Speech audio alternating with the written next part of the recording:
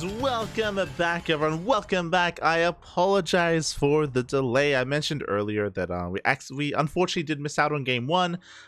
We did miss out on it. The game crashed, so we weren't able to get into that first game. But as you can see on the screen, oh, actually that's wrong. As you can see on the screen here,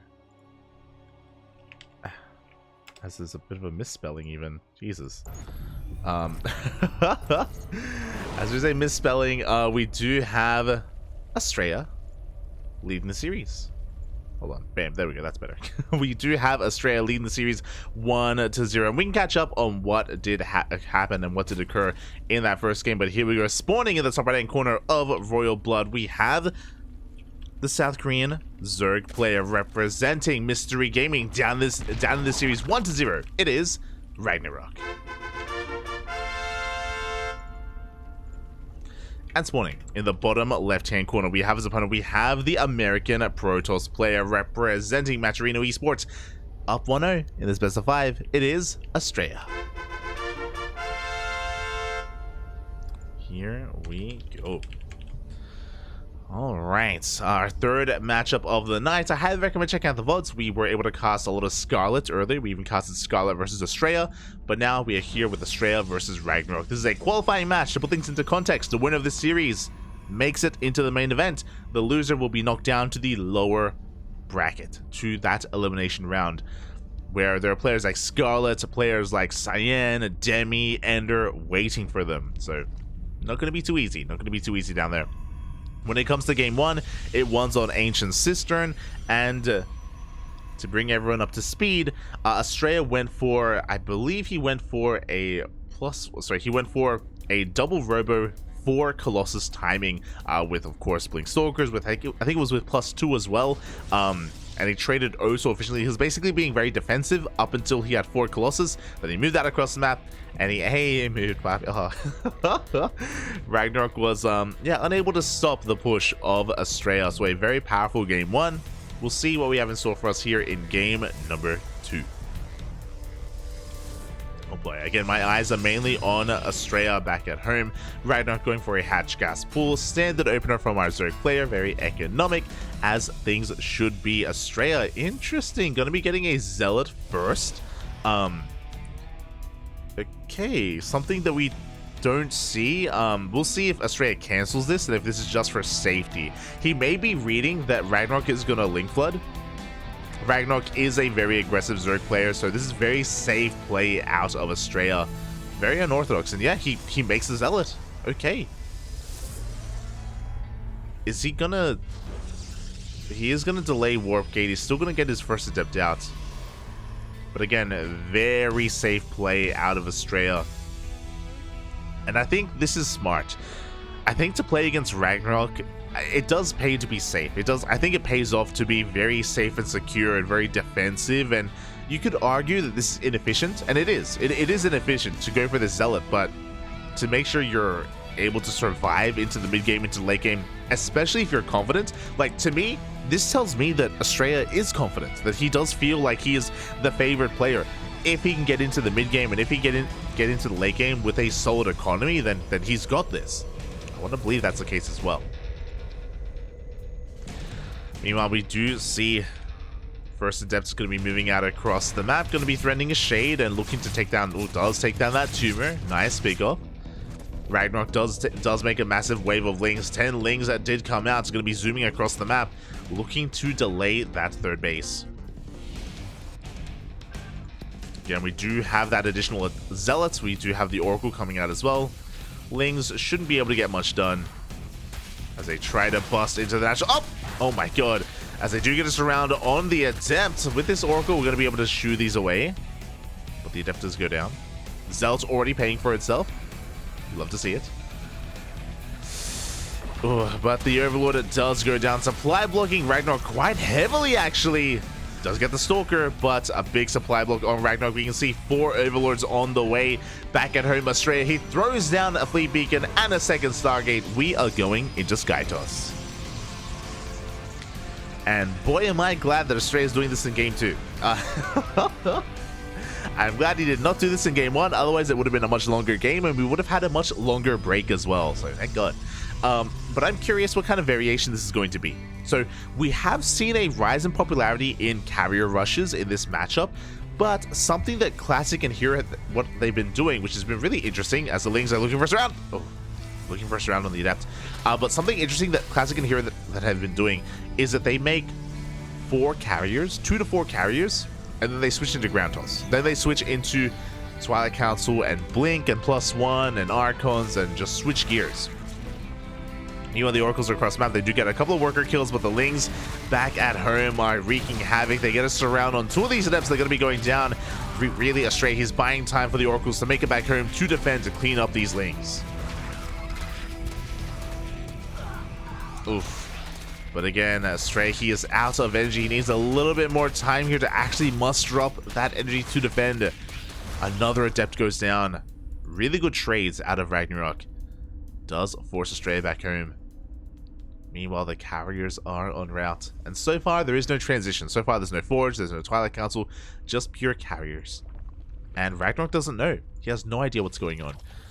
He is droning, he's got roach speed on the way, he's getting his 4th up and running, taking his gases. He has a lair at least, so he's going to have access to tech like Spire and Hydra Den to help deal with these carriers. Well, for the time being, RagnaroK is in the dark. Here we go. Overseer Scout is going to confirm the carriers immediately. Astrea is going to be moving out. And there it is. There's a transition. Forge and a Twilight Council. I'm curious. I'm curious if we're going to make more than 4 carriers. We do have the 3rd and 4th carrier on the way. Are we going to keep producing carriers? Is this just a support? Just for like Archons and High Templar and Storm? Potentially. We'll see what Astrea goes for. But now he's going to be bringing out all of his carriers. Is moving out across the map. He does have 2 more carriers coming in to support to defend. There are plenty of queens in position. Whole damage is being done. Astrea has to be careful. He has to be careful not to overextend. His carrier is taking a lot of damage already. He does focus fire a lot of workers. There we go. 9 drones go down. It did cost him some hull damage, but it was worth it. Meanwhile, yep, it's only 4 carriers. So, again, this is something that I mentioned earlier. Hero, Classic, a lot of the Korean Protosses have been doing this, and I think it's really smart. The goal here is to force the Zerg player to overreact and make too many Corruptors. That's the goal. While we're just hard switching into Ground Toss. 4 carriers, that is all we need.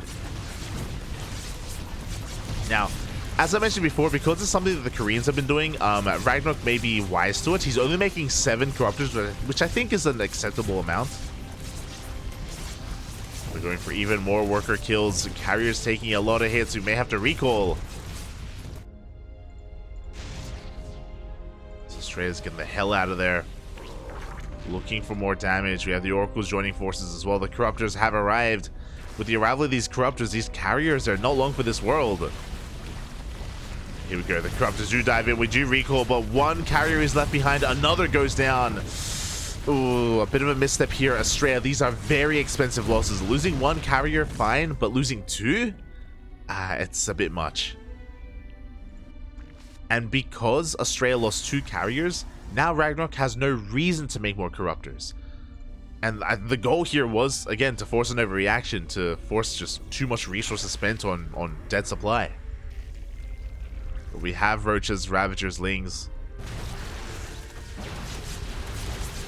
Astrea is going for his push, but there is a ground army to meet him.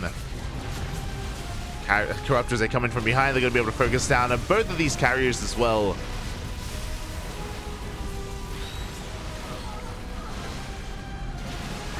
Oof.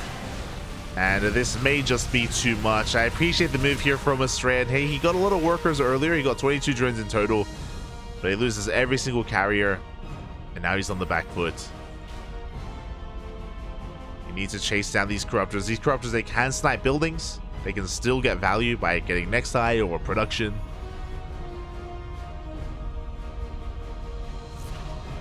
And RagnaroK is maxing out. He's maxed out on Lingbane Roach Ravager. Going to be pushing out across the map. He may have struggled in game 1, but here in game number 2, RagnaroK is looking a lot more in control.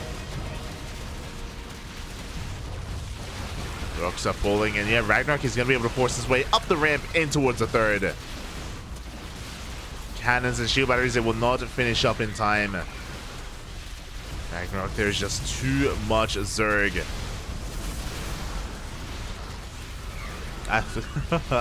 Even for those gateways being depowered as well. Blink Stalkers can trade efficiently, don't get me wrong. They really can.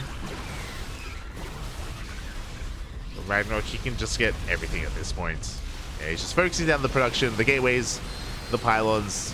Lings are getting to the mineral line. And Astrea only has so much. He's got carriers on the way to help support, to help defend. But he's knocked down to 3 bases. And we can see that RagnaroK, he can just go for the army. No, the wall. The wall is not a wall. Lings, they get into the natural base. The Stalkers are being zoned away from their own bases, from the natural and the main. Oof. Lyle's gonna force out the blink. And Astrea is on his last legs. The carrier does escape.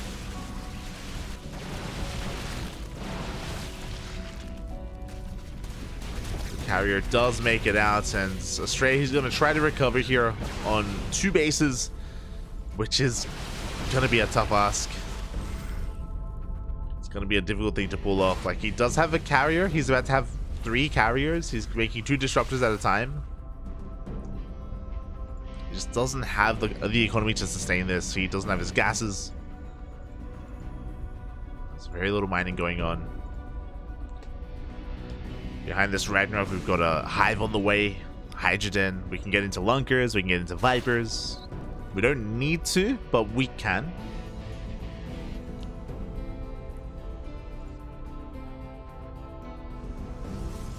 Oh.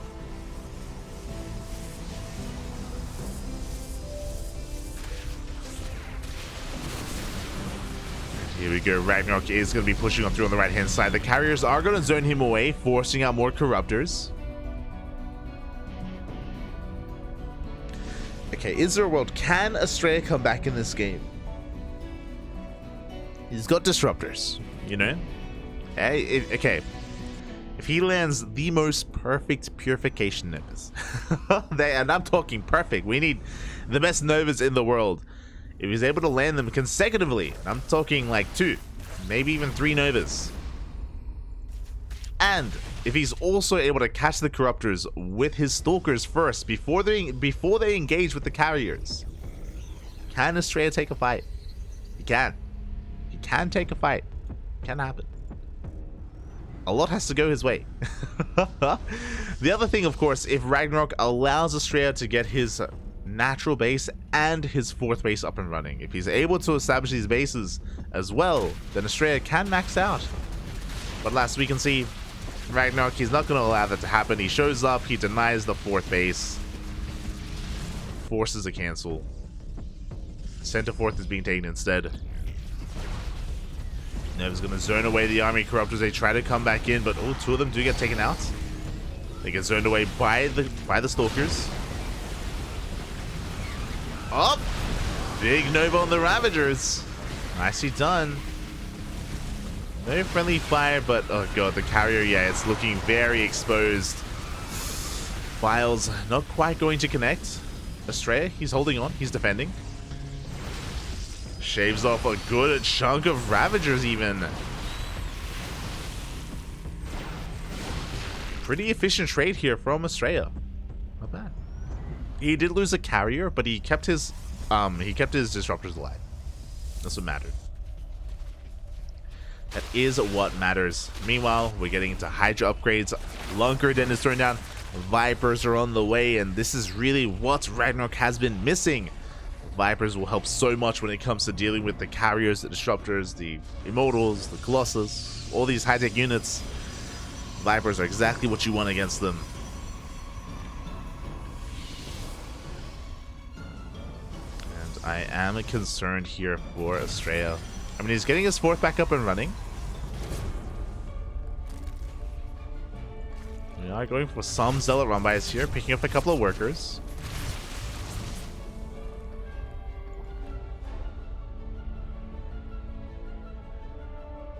Oh, this is going to be the next test, though. Can Astrea survive the next attack? If he can make it through this attack and actually preserve some of his carriers and disruptors, then maybe he can pull this off. I'll become a believer. Till then, oh, no shield batteries to support. Nova's going to be going off big connections on the roaches. Very juicy connections. Meanwhile, RagnaroK is avoiding the main army entirely. He's heading towards that third base instead.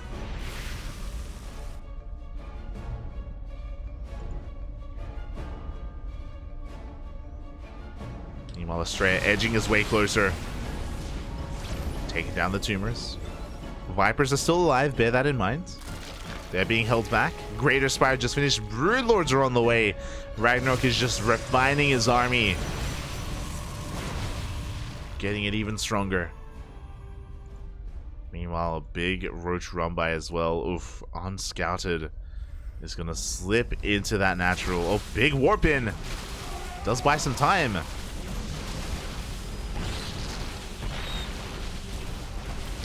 The roaches are still going to slip in. At the same time, Astrea has to be ready for the frontal assault. Little does Astrea know that the main assault is going to be with Broodlords. No with roaches. Up. Up. Speaking of, looks like we have a decent Nova here on the Ravagers. How many Ravagers just went down? No idea. What a handful. Here come those broods. So RagnaroK, he's refining to a pretty high-tech army here in the late game. Broodlord, Corruptor, Viper. Which is what you want. Oh god, the disruptors, are they gonna get caught out? No! One disruptor falls, another will as well. There's no answer to the Broodlords right now. Stalkers are okay, but we need more than that. Tempests are in production. Ugh. A third disruptor does get picked up for free. Big feedbacks. Carrier will survive. But the Broodlords are they're just sieging down this center base. Astrea going for a big counterattack instead. He knows he cannot tango with this army. Cannot engage.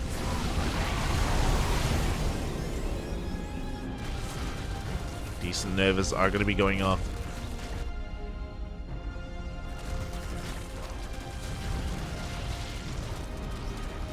As the center base falls, Astrea going for or trying to set up a counterattack. He's sending zealots here towards the left-hand side. Disruptors through the center. Broodlords, they just keep on pushing. And Astrea has to turn back around. Tempest are doing what they can, but you can see RagnaroK just bullying Astrea back. He's supply blocked. Can't make anything else. And the Broodlords, they reign supreme. They take down, they focus down the High Templar. One, a good storm, but it's not going to be enough. We have the power bomb, and it looks like Astrea is going to be losing his army here. Maybe one carrier can survive. Up! Oh my god, really good target firing. 2 carriers make it through, but the Broodlords, they're still going uncontested. As I say that, Stalkers are coming from behind. Up! The probes! 20 workers go down. It's too much, Bobby. It's too much.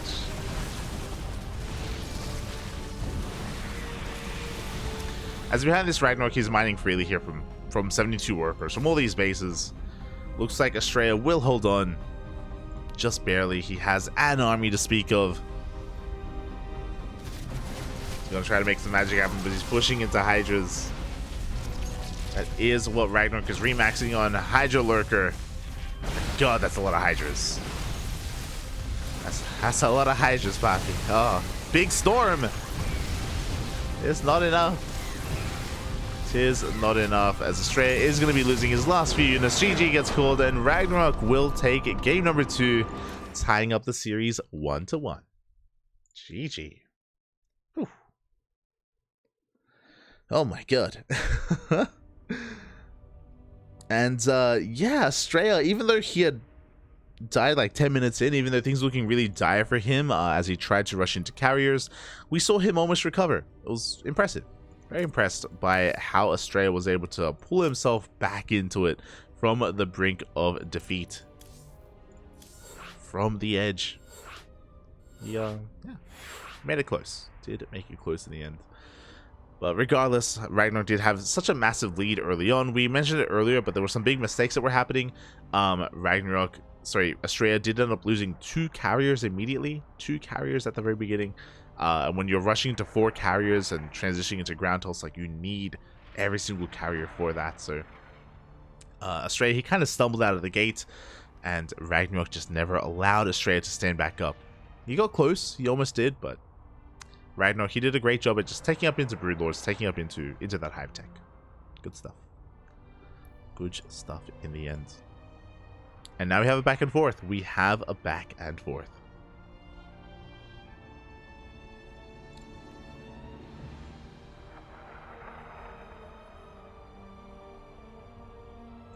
Now, I don't expect Astrea to carrier rush again this series. The build that he went for, I do think it's something you do about once, and it's not something you can rely upon. It's not the most reliable of builds, especially if you see it coming ahead of time. So, yeah, I do expect Astrea to mix things up a little bit more, especially on a larger map. Game 3 is going to be taking place on Altitude. Let's go.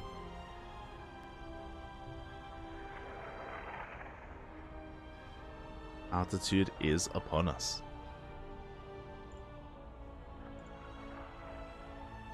Hello, Nostra Beef. ¿Qué tal? ¿Cómo estás? Welcome. Mr. Sad Sack. Hope you're not too sad today. Hope you're not. Rio Quacked as well. Bienvenidos.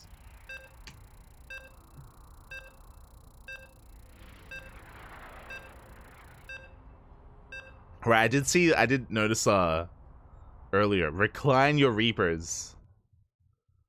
Bed ride your battle cruisers? Excuse me?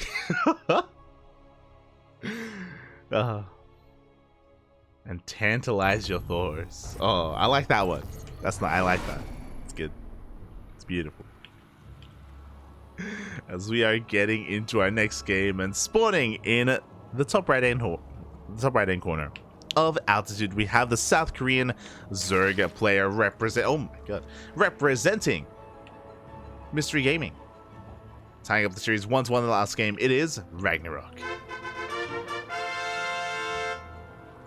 And spawning in the bottom left-hand corner, we have his opponent, the American Protoss, representing Matcherino Esports. It is Astrea.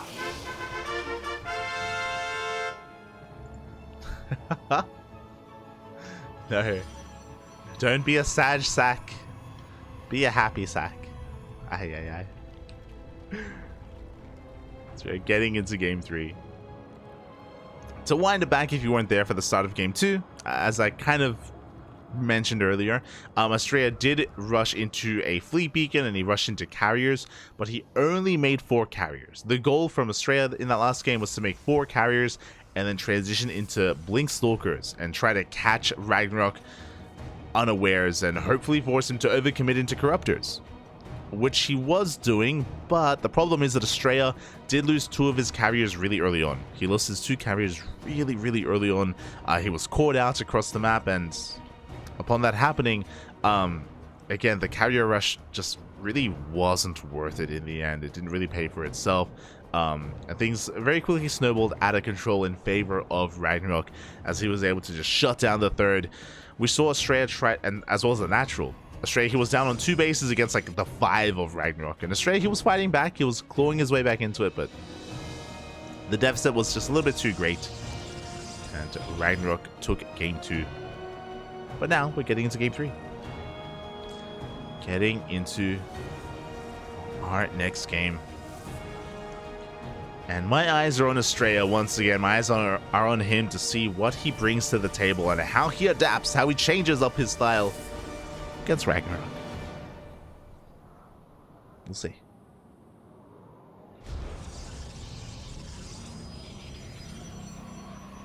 As for now, Stargate. For now, we have a Stargate opener coming in from Astrea. which to be fair is to be expected, especially on a large map like this. On a large map like Altitude, we do see RagnaroK just going for a hatch gas pull, prioritizing link speed. Getting into it as quickly as he can. As fast as he can. And we'll see how we open up.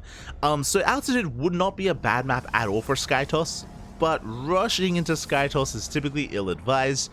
Typically we get up to like 3 bases, we get up to 4 bases, then we start walling off, and then once we have like a more robust army with Archons, with Immortals, with maybe even Disruptors or Colossi, then we start working towards SkyToss and start building ourselves back up.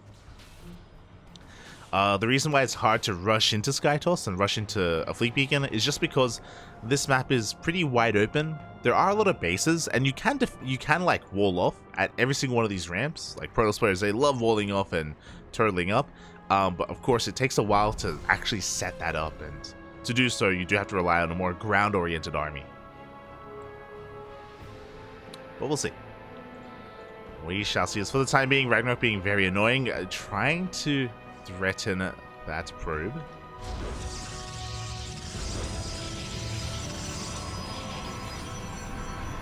But alas, the Nexus is thrown down, the wall is up, and we do have a Stargate opener, we have Oracles, but we already have a Twilight Council on the way.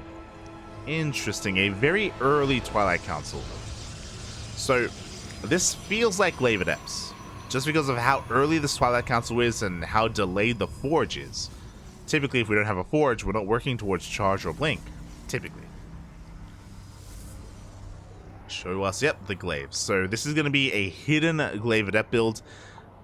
Typically, Glaives is not delayed until now, just because the longer the game goes on, the more Glaive Adepts kind of fall off when it comes to value. But right now, it looks like a standard opener. It's a standard third base timing, standard timing for the Oracles as well. This is looking normal, which means RagnaroK should be droning.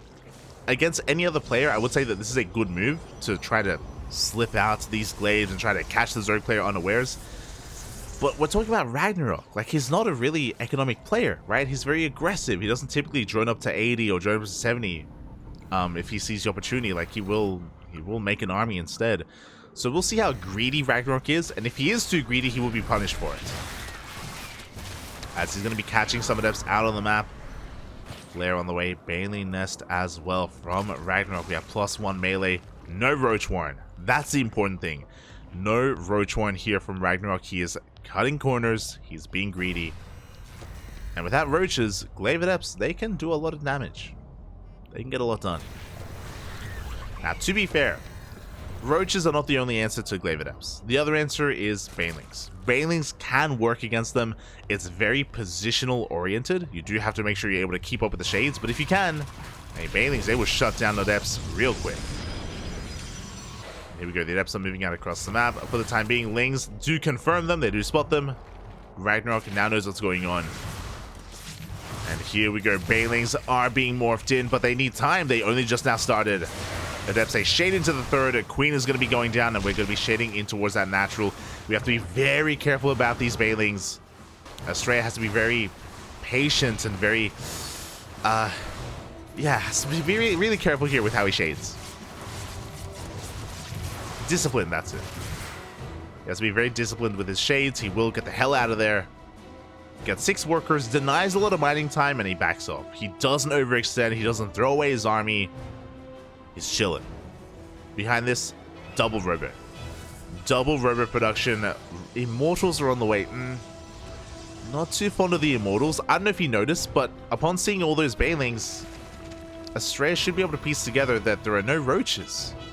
No Roaches at all. RagnaroK, he's going Lingbane Hydra instead. And Immortals, they're not amazing against Hydras. They're not good against Hydras at all. They're okay against Lurkers, Roaches, and Ravagers. Mainly Roaches. But we'll see. We'll see how hard Astrea commits to this, as we have a Prism on the way, +1, a Blink as well. Astrea, it looks like he may not even go for a 4th base. RagnaroK, he's checking. He's looking for a 4th. There is none. There's that Templar Archives. It looks like Astrea wants to commit to a push instead. There we go. We have Adepts going through the center. We have Adepts here in the Prism, and there we go. Okay, Astrea is expanding. It's a bit of a delayed fourth, but a fourth is on the way nonetheless.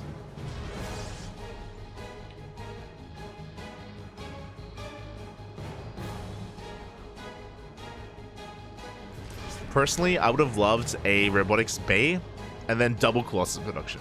Double Colossus production would be amazing right now against Ling, Bane, and Hydras.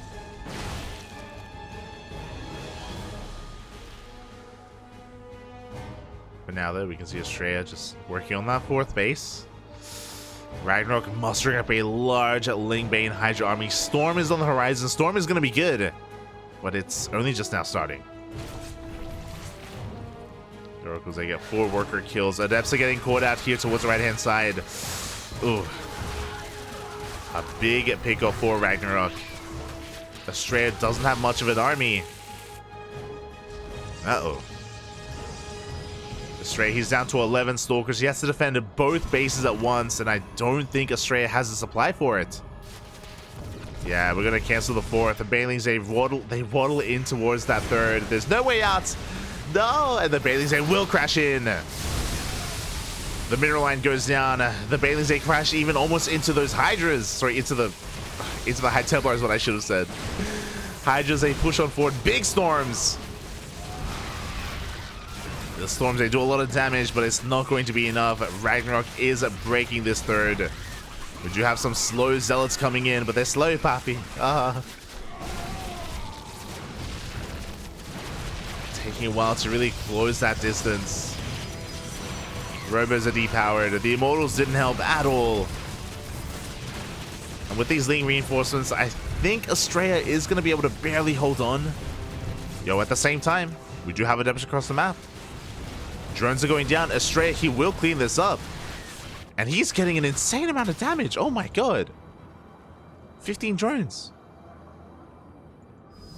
Bobby. Max Angel, he's in this. I mean, he's still in a really dire position. He lost a lot of workers and he lost his fourth base.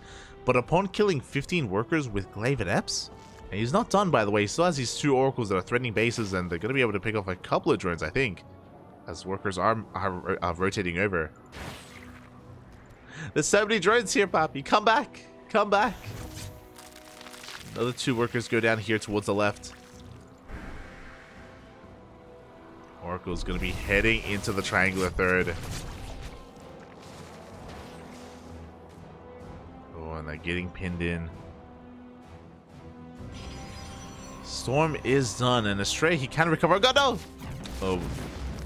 As the Oracles, they do fly to their deaths. RagnaroK maintaining control of his side of the map. He himself is also recovering, droning up as heavily as he can. Working towards his Hydra upgrades. Can Astrea bring himself back into this? He technically can. Once again, though, RagnaroK, he's not resting on his laurels. He has a Lurker Den on the way, as well as a Hive for Vipers. So, Hydra Lurker Viper should be the composition of choice for RagnaroK. And Astrea, he's kind of stuck with a wonky army. He's got High Templar with Storm. He's about to have Charge, though, so Charge Archon Immortal.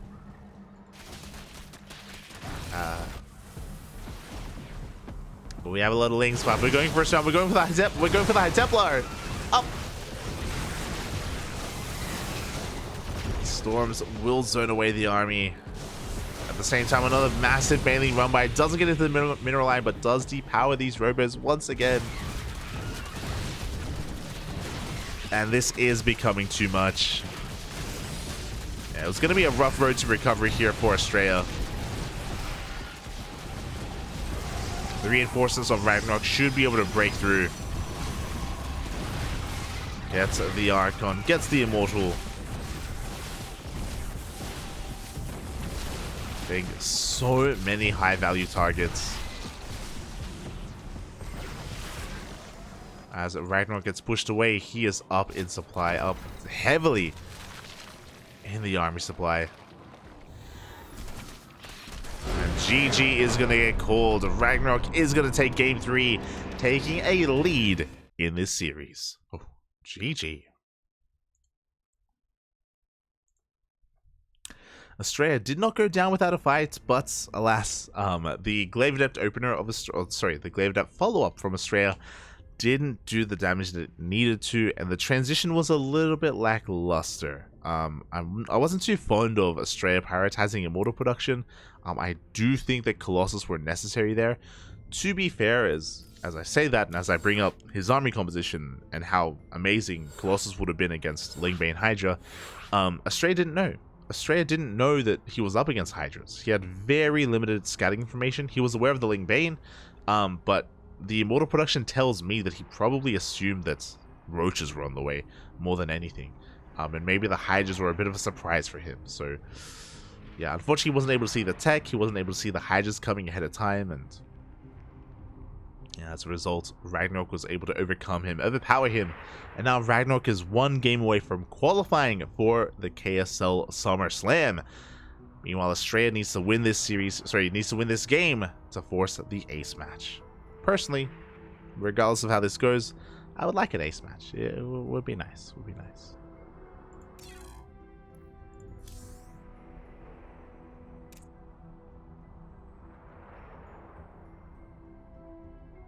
Oh.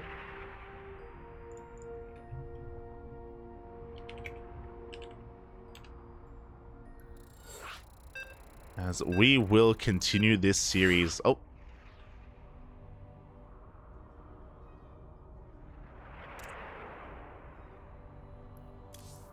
And do we have a qualified player?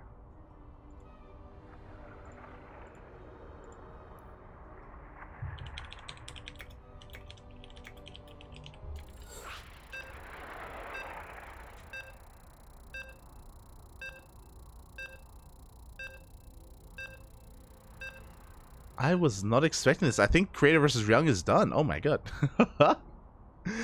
As we are going to be continuing this series here, so I was a little bit delayed and a little bit shocked just because Wardy was casting alongside us, but he's going to be switching over to another tournament. It looks like Wardy is casting an invitational? Question mark. Looks like Wardy, he's hosting his own tournament. Oh, he's hosting the balance test tournament. Okay. I understand. But we are going to be sticking with this, and here we go. Spawning in the top left-hand corner of Neo Humanity, we have the South Korean Zerg player representing Mystery Gaming. It is RagnaroK. Oh my god. And spawning in the bottom right-hand corner, we have his opponent. We have the American Protoss representing Matcherino Esports. It is Astrea. And I guess that's my answer. Apparently, Creator versus Ryung did finish. It did conclude. I don't know what happened. I don't know the score. I know that Chicken Man was casting that. And we just got an update. Creator took down Ryung 3-0. Oh my god. 3-0. Damn. Congratulations. Creator is the first player to qualify for the KSL SummerSlam. And we're here to find out who is next. Who is second? Who comes out alongside Creator for the main event? We're here to find out. So far, Hatch, Gas Pool, standard opener here from RagnaroK. Likewise, Creator going for a gate expand. Nothing too crazy, nothing too wild. Now that was fast. Yeah, I was shocked. I was really surprised when Chicken Man initially joined. I was like, wait, what? Weren't you... What happened? That was a really quick TVP. Creator was mad after losing last night. Oh, Smoke. Too soon, Poppy. Too soon. Oh my god. I'm mad after... I was so sad seeing Creator lose last night. Like, Smooch. For context, we're talking about the Masters Coliseum 6. We were, of course, casting that last night, and yeah, Creator, he had a good showing overall, but just barely didn't make the cut. Barely didn't make it into the main event. Smooch, Bobby, Smooch.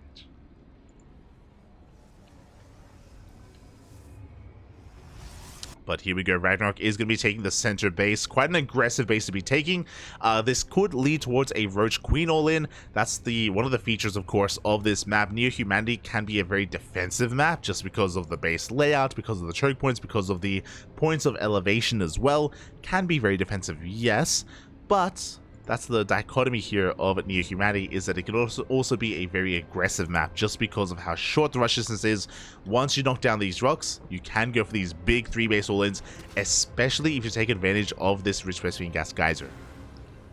There is a rich Vespene gas geyser here in the center base, and it does make these Roach all-ins that much faster, that much more aggressive, that much more intense. And I'm sure that's in the back of Astrea's mind. After seeing this base being taken, I'm sure he's thinking of it. It doesn't mean that has to happen, but it's a possibility. A possibility that Astrea has to, bear in mind. Behind this Stargate opener, as we've seen throughout this entire series so far. Stargate opener coming out from Astrea. Gonna be shooing away these overlords. And looking to expand and take this third base. Interesting. So a much more defensive approach here from Astrea. He's keeping all of his adepts back at home. He's not harassing at all. Looking to expand and maintain control of his third. Now this does also mean that Astrea is stuck at home. Meanwhile, the gas is being taken. And the first Oracle has hit the field. There we go. Very early Roach Warren, by the way. 4 minutes Roach Warren from RagnaroK.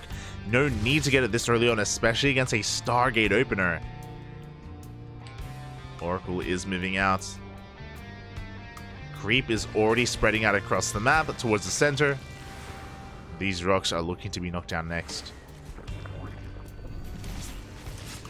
Oracle dips in. Does get eyes on how early the Roach Warren is. Astrea should be aware. The Adepts are going to be threatening shades. 2 of them do actually shade into the mineral line, and they're getting a lot of worker kills. 5 drones. Not too bad. Even one of them being a gas mining worker as well. Meanwhile, the rocks are getting knocked down. It looks like RagnaroK is setting up for a big push. Roaches are in production. RagnaroK, he's cutting workers very early on. 35 drones is all he has. And did I say 35? I should say 33? Almost 32. Even more workers fall here to the Oracles. So, Astrea, he's doing some great economic damage, like great harassment. That's great. That's good and all, but the reality is an all-in is coming. An all-in is on the horizon, and Astrea has to get ready. He has a shield battery, he has a second shield battery, and a cannon on the way. He's got a lot of adepts. Immortals are in production. Is this going to be enough? We even have the Queens waddling in. And Adepts are not going to be the best unit here. Oracle is doing what it can. Ducklings are going down. Oof. But this is still going to be a tight hold. Yeah, as the pylon is looking very exposed, and it's going to get piled down. I should say the shield batteries get piled down instead. And Astrea, he's going to have to give up on this third base. He cannot hold on to it. It's not going to happen. He's going to be knocked down to 2 bases. First Immortal has come out. And behind this, RagnaroK is droning. Killing the third is all he had to do. Oh, we're looking for the surround. Up! The Biles, the Immortal! Oh, a massive Biles. The Immortal goes down, and RagnaroK, he is snowballing out of control. He gets another surround on the Adepts as well. Overcharge was already spent. Lings are being cleaned up, and because RagnaroK was droning, he cannot end the game. He has to back off. But that was already an insane amount of damage. Because an Immortal went down, that means that Astrea can't really counterattack. He's stuck at home. Taking the linear third base, we have a Robotics Bay on the way. 4 disruptors. Oracles are moving out, trying to find whatever damage they can. And yeah, RagnaroK, he's happy to just back off and drone. I say that, he's actually getting ready for another push. He's making Ravagers really early on here. It looks like RagnaroK, he's caught between 2 worlds. He's droning, but he's also making an army. I think he may just want to make sure he doesn't die. But he is moving out with it. He is moving out. with the Roach Ravager. Behind this, he delays Roach speed and he's going straight into Aspire. Bold move. Mutas would be the nail in the coffin. Here we go. The Vials are on the way. Disruptors have arrived. The first one will not connect.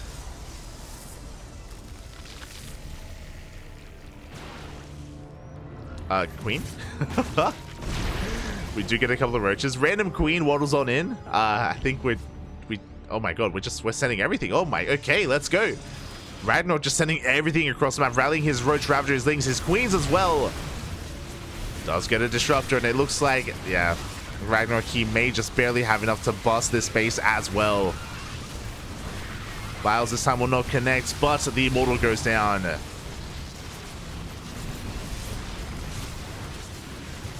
This is going to be a rough fight here for RagnaroK, but it looks like he still has enough. Another Nova goes off.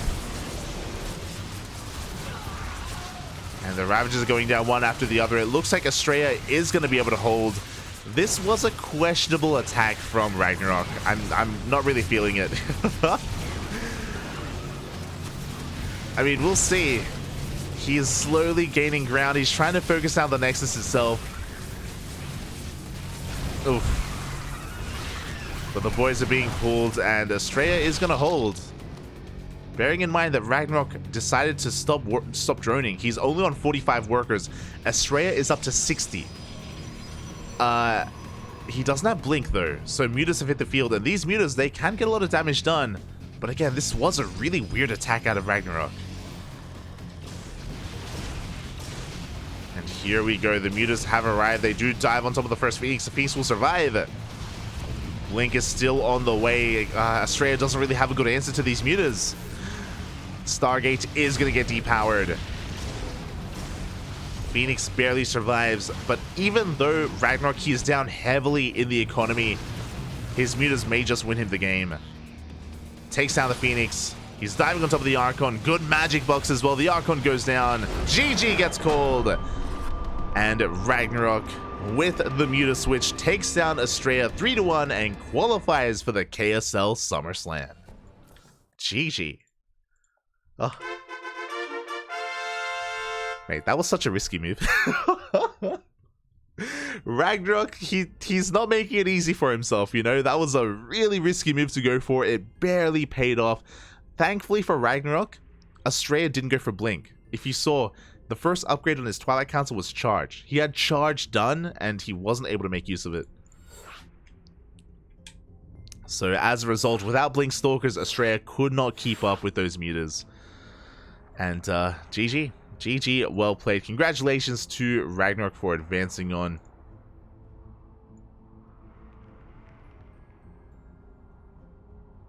And for qualifying. Meanwhile, Astrea will have another chance as he gets knocked down to the lower bracket, where he's going to be waiting for the winner of Cyan and Ender.